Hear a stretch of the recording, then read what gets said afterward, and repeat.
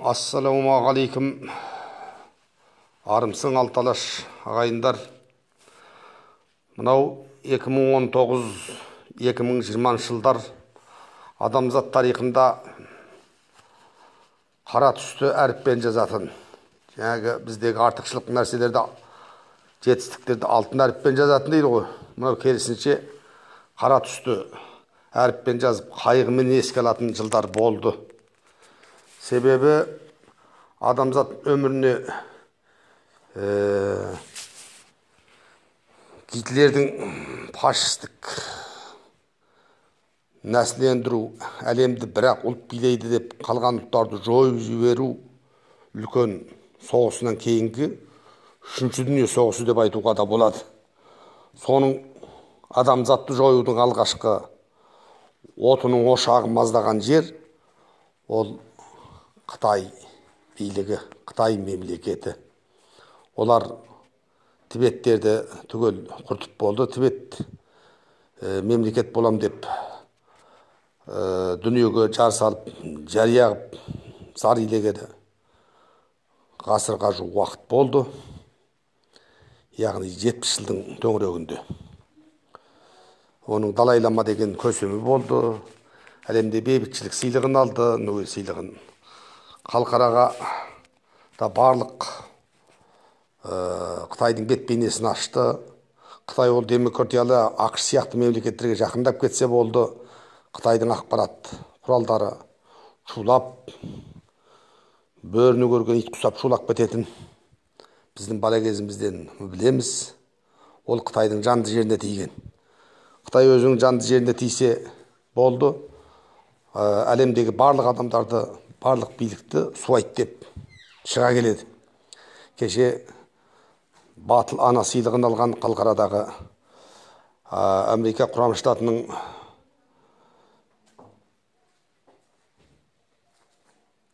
мемлекеттік хатшысы Помпео мен қазіргі Трамптың жұбайы Американың қазіргі бірінші ханымы сол кісінің қолынан батыл ана деген сыйлық алған Сайрагүл Сауытбайдай әлемдік деңгейдегі адамзаттың қазіргі батыл анасы.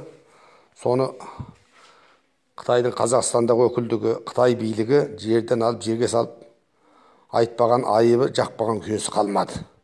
Жаппаған жаласы қалмады. Міне бұл өз Қытайдың ежелден бергі әуені солай.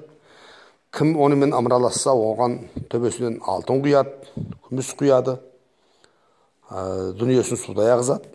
Кім оның шын бейнесін әлемге әшкелесе, ол оның нөмірі бірінші жауы, оған айтпайтын сөзі, суайттығы жоқ. Ал өзінің арамзалығын жасыруға келгенде, тампыстық жасауға келгенде, әлемде өзінің жауыздығын жасыруға келгенде, мұндай шайтаннан қалыспайтын, шайтанның лағанатының төл шәкірті, шайтан аузына түкірген Қытай коммунистік партиясы деп айтуға болады. Ал енді міне соның Тибеттерден кейін Шығыс Түркістан өлкесінде болды.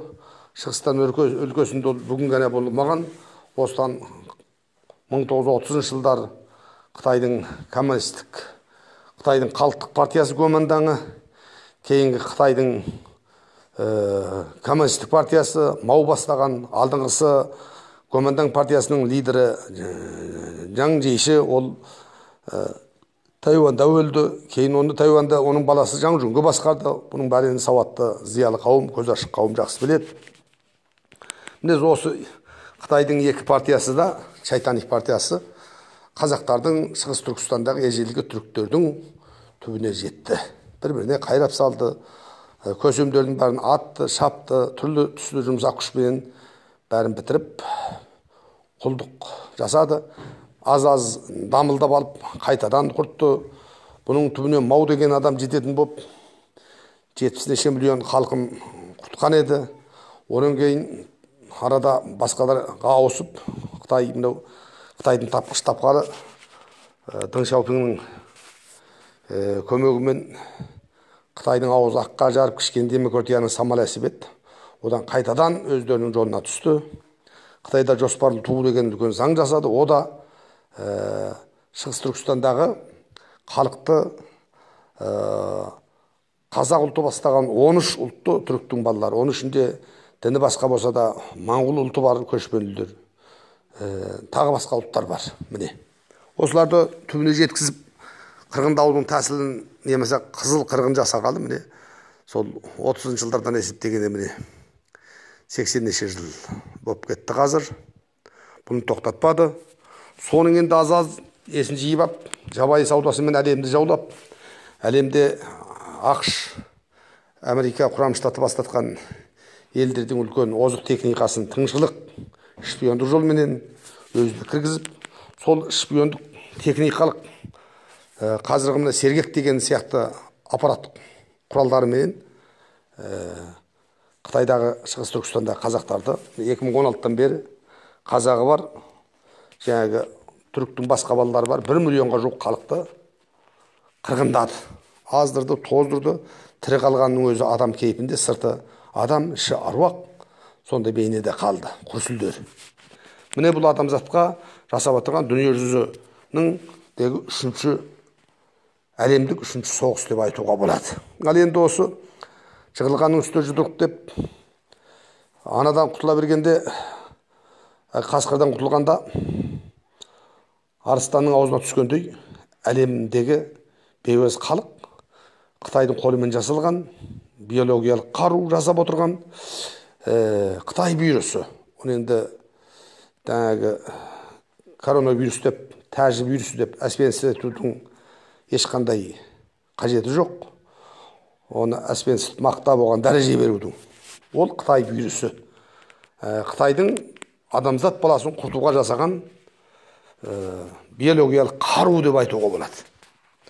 Міне осы биологиялық қаруды Қытайдың Ухан қаласында жасалды. Міне бұл білінбейтін еді, бұл бүгін ғана жасамаған, бұлар сол 2018 жылдардан ары 2018-2017 жылдардан бастап жасаған. Бірақ бұның кейбір дәреже жасалу рецептері, жасалу барыстары, құпиялықтары әшкеленіп қалған кейбір дәрігерлер арқылы, медицина қызметкерлері арқылы. Сол арқылы әшкеленгеннен кейін барып, амалсыздан болды. Ухан қаласын үлкен қоршап, ешқандай Уханнан далаға шықпайтын, басқа өлкелерден Уханға келмейтін, үлкен жабық Карентин өлкесіне айналдырды. Біткен әлемнің көзі Қытайға, әлемнің көзі Уханға тігілді. Әлем назары Қытайда болды. Осыған дейін Қытайдың жұмсақ күші деген, Қытайдың әлемді жаулап алу бір бағыт, бір белдеу бойынша Қазақстан сияқты мемлекеттерді өзінің жұмсақ күшімен жөргегінде тұншықтырып, жолында ешқандай тмд елдерінің, тәуелсіз мемлекеттер достастығындағы елдердің, кешегі Кеңестер одағындағы 15 республиканы, тағы басқа елдерді, шығыс елдерін Түркия бастатқан барлығын түгел жаулап, өзінің әлемді билеу, қожа болу, әлемге дегі держава болу, көшбасшы болу мысалы. Сондай ойын әлем енді түсініп, енді есін жинай бергенде мына биологиялық қару Қытай вирусы қаптап кетті. Біз Қытайдың жұмсақ күшіне жұтылған халықпыз. Қытайды осындай кейіпкес бір тарихтағы бейнелеу, образдау бойынша Қытайды біз көк түріктердің тұқымы, бізді көкбөрілер деп символдық бейнелеу жолымен көк түріктер десек, яғни көкбөрі десек, түркілерді, көшпенділерді, ал Қытайды аждаһа дейді, айдағар яғни. Сол айдағардың көмейіне жұтылып баратқан жұмыртқа сияқтымыз Қазақстандағы ел. Яғни тәуелсіз мемлекеттер, достастығындағы мемлекеттер. Қалың стандар бар ғой, Қырғызстан, Өзбекстан, Тәжікстан, Әзербайжан деген сияқты. Осының барлығы сол жұмыртқан, әрқайсы мемлекет бір 15 мемлекет 15 жұмыртқа сияқты. Оны енді ұяларын да таптап кетуге, жұтып кетуге аз қалды. Мен бірақ бұған айту, біз мұсылман халықпыз. Құдай бір, Құраншын, пайғамбар хақ деген. Ол жасырары жоқ. Оны біздің ұстанған жолымызды әлем біледі. Біз бұдан бұрынғы бірнеше жылдың алдында лекцияларымызда айтқанбыз, әлем Қытайдан үрейленеді, әлем Қытайдан қорқады. Ал бұның бір-ақ жолы бар, ол Алла Тағала. Алла Тағала үшін Қытайды құрту бір шыбынның бір қанаты сияқты, соны екіге бөліп қана жоғалта салады. Ар жағында бір қанатымен ол қайда барады? Бұл тарихта да Алла Тағаланың қаһарына ұшыраған не бір мемлекеттер, не бір елдер құмның астына бірақ жоқ болып кеткен. Жермен жер жұтқы деген сөз бар қазақтар, жер жұтып кеткен. Сол сияқты Қытайда да су жұтуы мүмкін, апат жұтуы мүмкін. Өйткені оны жасаған адамзатқа қылмысы үшін Алла Тағала көмескі көрінуді білуші. Сондықтан бірінші Алла Тағалаға тапсырамыз. Енді Алла Тағала саған тапсырдық деп, екі қолымызды желкемізге қойып, аяғымызды айқастырып, шалжиып жататын жағдай жоқ. Әрекет жасауымыз керек. Қазақ айтады, әрекетке қарай берекет деп. Әлқиса Қытайдың бұл бүйірісін біз Қытайдың жаңағы жұтылып кетуге айналған алғашқы жұмыртқа сосы Қазақстан, соның бейнесі соншалық. Қытайдағы болған геноцидтік жауыздықтың өзін біздің басшыларымыз бұл Қытайда болмаған, бұны тексеру керек, мұндай нәрсе жоқ деп шықты. Біздің қатысты дипломатиялық Қазақстанның ұйымдары, яғни сыртқы істер министрі, атап айтар болсақ жаңағы Мұхтар Тілеубердиев мырза, Қытайда мұндай оқиға жоқ деді. Ең бір адамның көзіне жас келіп, көкірегіңе берші болып қататын бір оқиға, Америка құрама штатының мемлекеттік хатшысы Помпео мырза келген кезде, біздің сол жаңағы сыртқы істер министрлігінің Қытайда ештеңе жоқ, бәрі жақсы деп, оның алдында Қытайдың адвокаты болып ақтауы. Қытай үшін бейне Қытайдың Қазақстандағы бір дипломатиялық ұйымының рөлін ойнағанына, оны жақсы ойнағанына айтарға сөзің жоқ, көрерге көзің жоқ. Өте өкінішті. Міне. Ал енді айтатын болсақ, бұл Қытайдың билігін осы дәрежеде жасырды. Ал біздің жаңағы басшымыз болып отырған қазіргі Қасым-Жомарт Тоқаев та әлемге жар салды. Қытайда мұндай оқиға жоқ, мұны тексеру керек деді. Жаңағы Тілеубердиев Мұхтар мырза, ол Қытайдағы тек қылмыскер қазақтардан бір-екі ғана қазақ отыр деп, Қытайдың жаңағы мына жердегі дипломатиялық консулының елшісі Жаңшауәлі залымның айтқанындай, сол кейін аузына түкіріп қойғандай, немесе сол былай сөйлесін деп жазып берген, соның сөзін оқығандай дәрежеге апарды. Міне, бұл біздің қазіргі қазақ билігінің деңгейінің қай жағдайда екенін, бағытының қандай екенін, Қытаймен біздің байланысымыздың қандай екенін ойлы түсінігі бар оқырман, тыңдарман немесе зиялы қауым жақсы түсініп отыр. Біз қалт құлт еткен үлкен ұлы океан теңіздегі қайық сияқтымыз Қазақстан. Қай жақтан дауыл соқса, соған аударылып кетуге азғап тұрмыз. Бұл жасырар жоқ. Сондықтан қазақ айтқан, ауруын жасырған өледі дейді. Немесе екінші бір вариант түрі бар, ауруыңды жасырсаң, өлімің әшкере дейді. Сен мына жақтан ауруыңды жасырбасаң, ана жақтан өлім сені әшкерелейді дейді, сенің өлімің. Өлім демекші сол Қытайдың жаңағы геноцидтік әлем танып біткен әлемде Алматы қаласында аспаннан журналистер жауып біткен Европаның түрі түсі басқа, діні басқа ұлттардың, дамыған елдердің жағдайлары Қытай туралы, Қытайдың геноцидтік саясаттары туралы кітаптар жазып, зерттеулер жазып біткен жаңа тірі куәгерлердің аузынан көрген білгендерін алып көздерінен жас моншақтағанда, бізде Қазақстандағы зиялы қауым, биліктегілер тырс етпеді. Мен бұдан бұрында айтқан, тағы да бір қайталап айтайын, мүмкін сол Қытайдағы геноцидтік Қытай саясатының жүруіне, зұлымдығының біздің билікпен арада келісімде жоқ деп айта алмаймын. Мүмкін келісім бар. Әйтіп сол іргесінде тұрған бір ұлтты жойып жіберу үшін оның Қазақстан деген мемлекеті тұрғанда, оның бұйрығынсыз мүмкін емес. Менше болғанда. Ал енді жаңа біздің биліктегілер Қытайды ақтады, Қытайдың адвокаты болды. Қытайдың Қазақстандағы дипломатиялық ұйымының рөлін ойнады.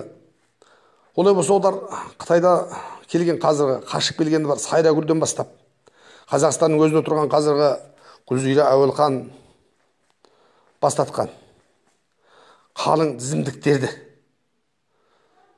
жаңағы Тұрсынбек мырза бар, Жарқынбек Отан бар. Көп қой енді осылай тізсек тізгенде бұлардың тізімдігінің өз бір кітап болады. Бұған не деп жауап береді? Ал ол аз десеңіз, осыларды егжей-тегжейлі зұлымдығын зерттеп жазған Зұлмат немесе шығыстар құстырғанның күйреуі деген Құсайынов Тұрарбек мырзаның жазған кітабына не деп жауап береді? Бұның бәрі де жалған ойдан ойыстырған ба? Егер ондай болса, ана келген адамдардың бәрін түгел ату керек. Ату жазасын жіберу керек. Немесе бәлемпайларға соттау керек. Сен Қытайды өтірік жала жаптың деп. Немесе жаңа Тұрарбек Құсайыновты да ату жазасын жіберу керек шығар. Немесе онда бәлемпай жылдық мерзімсіз қамақ жазасын жіберу керек шығар. Соттау керек шығар. Егер беті аулақ Қытай мынау әлемге өзінің айтқанын істететін дәрежеге жетсе, әлемді билейтін болса, бұл мен айтып тұрған нәрседе де болмайды емес. Онда осы сіздің барлық Қытайға қарсы күштердің барлығына жазалау, тазалау жүрілуі бек мүмкін. Құдай оның бетін аулақ қылсын, өзінің ұлтына, жеріне, дініне, мемлекетін қорғау үшін жасаған азаматтарды Алла тағала екі дүниеде азаптамайды, қайта екі дүниеде маңдайын жарық қылады деген ойдамыз. Алқиса, Қытайдың жаңағы Қытай вирусының өзін әлемнің қазіргі біткен 80%-нан астам халқына жұғуға аз қалды. Өзі әлемде 200-ден астам мемлекет бар еді, қазір соның 150-не жұқты. Бұл қанша пайыз болады? Аз ғана қалды. Біз мынау бұл мәселеде біз Қытай вирусын тағы да мына іргемізде тұрған Қытайдан тіке кеп жұқты деуден де қорықтық. Қорыққанымыз соншалық. Бұл Қытай вирусы бұдан жұғуы өте қиын екен. Дедік те, бізге мына басқа елдерден келді. Яғни Германиядан келді, Европада басқа елдерден келді деп айттық. Бір күштінің арты диірмен тебет деген сияқты біреуді теуіп беріпті. Сондан әлсіз байқұс айтты, кешіріңіз, сіздің аяғыңыз менің арт жағыма байқаусызда тиіп кетті деген екен. Құтты сол бейшараның күйін кешіп отырмыз біз. Қытайдың тікелей біздің өзінен келіп жұққан ауруларын, мына Қытай вирусын біз басқа елдерден келді деп айтуға мәжбүр болдық. Міне біздің құл болдың ба? Құл болдың. Мынау құлдың сөзі. Мынау бір ешқандай азат елдің, тәуелсіз мемлекеттің сөзі емес мынау. Ал бұл осымен кетсін. Ал енді бұның тағы да бір бейшаралығы өткендегі Қазақстанның санитарлық бас дәрігері Жарқынбек Бекшинбе, сол мырза 15-16-ларында кеп қылады бізге вирус деді. Бейне өзінің алыстан көріспеген шешесінің көзін ағашы келетқандай, бейне бір құдалыққа келетқандай, немесе бәлемпайды көріспеген өзінің бір қанжаласқан туысы, бауыры келетқандай, Қытайдың вирусын сағынышпен күтіп алды. Міне, тағы да бір бейшаралық. Ал енді менің айтарым, Қазақстанның қазіргі президенті болып отырған Қасым-Жомарт Тоқаев мырза, Қазақстанның премьер-министрі Асқар Мамин мырза, Сыртқы істер министрлігі жаңағы Қытайдың жазып бергенін оқып отыратын Мұхтар Тілеубердиев мырза, тағы басқа да Қазақстанның барлық облыстық, қалалық әкімдер, атқамінерлер, зиялы қауым, ақын жазушыларға айтарым. Қазір міне күні бүгін кеше наурыздың 26-сы күні 111-ге жетті. Қазақстанның барлық қалаларында бар қазір. Қазақстанда өзі бұрын 19 облыс болады, соның қазір 14 облысы бар, басқа қаласы бар, бәрінде бұл жұқты деп айтуға болады. Өйткені анау шалғай солтүстік Қазақстанда да жұқты. Бір адам 10 өлік болды міне. Ал бұл 111 саны ашық сан. 111-ді мүмкін біз 2-мен көбейтеміз бе, 3-мен көбейтеміз бе, мүмкін 10-мен көбейтеміз бе, білмейміз. Бұл шын мәнінде бұл 10-мен көбейтуіме бірнеше есе көбеюі бар шығар. Bir қаншалаған 111-лер жасырын күйде шығар. Өйткені біз бастабында бұған бейғам кірістік. Қытай вирусын өзіміздің бір жағымды жаңалық Қазақстанға бір сыйлық келатқандай үлкен жақсылық келатқандай бейғам күйде қарсы алдық. Ал енді тағы да бір айтар нәрсе, мына жерде халықтың көзін жеткізу үшін ол жаңа Қытай вирусын жұқтырған адамдар еш кінәлі емес. Олардың жамандығы, олардың надандығы, олардың бейғамдығы емес. Ол жұғатын болса, кім-кімге де жұғады. Бірақ сондықтан ол заң алдында да, халықтың алдында да айыпты емес. Ал олай болса, олар қай облыстың адамы, аты жөні кім, туған жылы кім, ұлтын не, Ресейден жұқтырды ма, Қытайдан жұқтырды ма, жаңа өзіміз айтып отырған, қолымыз жетпейтін Европадан аңсап отырған, содан келген жаңағы Қытай вирусы емес, оригинал, таза вирус па? Міне, осыны билік ашық айту керек. Мына халықтың көз жету керек. Сонда оның, мысалы, Тараз Жамбыл облысының қай қаласында қай адамнан жұқты? Мысалы, бір Мырқымбайдан жұқса, оның туысы бар, Қырқымбай деген сияқты. Құдасы бар, жегжаты бар, соның бәрі оған сақтана дойбай, біздің бәлембайға жұғып кетіпті. Бізде байлай қоймен, байланысымызды тоқтата тұрайық. Әшше бармай ғана туысы ауырып қалып, оның көңілін сұрамай-ақ қояйық. Немесе біреу той жасап еді, баласы үйленіп, оған құтты болсын айтып бармай-ақ қояйық, той жасатпайды екен ғой деген адамдарда сақтық болады. Гигиеналық, мына тазалық, медициналық тазалық жақтан үлкен адамдарда сақтық болу керек. Міне осы нәрсені айтпай отыр. Бұны мен жоғарыдағы Қасым-Жомарт Тоқаев мырзадан құлдай барлығының аттарын айтып, көбінесе лауазым иелерін айтып отырғанын айту керек бұны. Халық білу керек. Бұл құпия емес. Міне осы мәселе. Сондықтан біз құл болу алдында халық емес, құл болып кеткен халықпыз. Сүйегімізде құлдың таңбасы бар. Біздің сүйегімізді ашып тексеретін болса, құл деп жазылып тұр.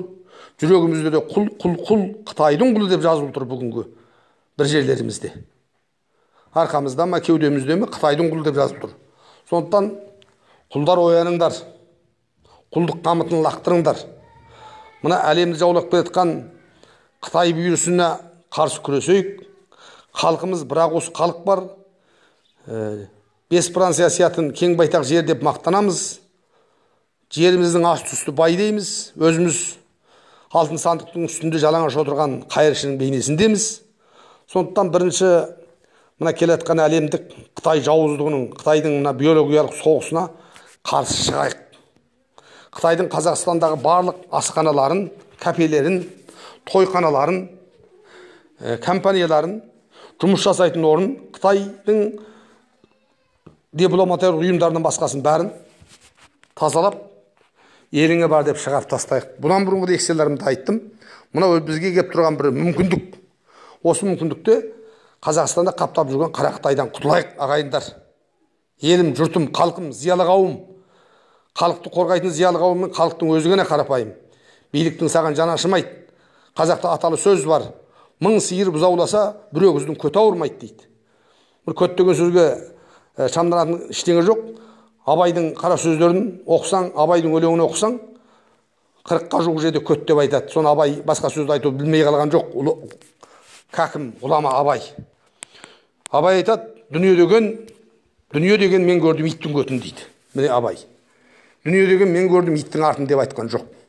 Сол себептен де тағы да қайталаймын, қазақтың данышпандық мақалы, мың сиыр бұзауласа бір өгіздің көті ауырмайды, биліктің еш жері ауырмайды. Сондықтан халық өз қамыңды өзің же, мына келатқан әлемдік Қытайдың биологиялық соғысынан сақтан, есіңді жи, жеріңнен қара Қытай микроб, қара Қытай вирус, сол вирустан құтыл. Ал сол вирусқа қатын болған қазақтың қыздары, оның құдалары сендер де естерің жиыңдар. Ана Қытайдың бала шағасын тастап, сол Қытайыңда қалсаң қал, Қазақстанға іше баспақ, Қытайға қатын болған қазақтың қыздары. Қытаймен құда болған, Қытайдыға үлкен көке боп, жәке боп, Қытайды қорғаштап отырған қазақтың билігіндегілер, қазақтар, сендер де Қытаймен байланыстарын үзіңдер. Әйтпесе өлем десең, Қытаймен бірақ байланыс жасаудың жолы бар. Мына дүниеден тезірек аттанып, ана дүниенің есігін ашам десең, Қытаймен қоян қолтық аралас. Ал мына дүниеде бір жасайын, егеменді елге ертең ұрпағыма бір даңғыл жол ашайын десең, онда Қытаймен болған байланысыңды үз. Қытай вирус. Жолап кетсең, тиіп кетсең өледі. Ауадан да өлесің, судан да өлесің, жерден да өлесің. Қытайдың басқан жері сол, шөп шықпайтын. Басқан ізіне шөп шықпайтын. Бір басқаны тотияйын, бір басқаны күкірт. Осындай Алла Тағаланың қарғыс деген ел, қарғыс деген Қытай билігі, қарғыс деген Қытайдың шайтани коммунистік партиясы. Содан сақ бол. Қытай көрсең, жолына сал. Қазақ, аттан қазақ, қазақ, есіңді жи, құл болма, құлдықтан құтыл. Тұран даласы Түркістан аймағы Шымкент шаһарынан Нұрқан Сұлтанбайұлы Сәменбет бүгін Әзін Наурыздың 27-ші жұлдызы 2020 жыл. Менің байланыс телефоным 872 319 04 61.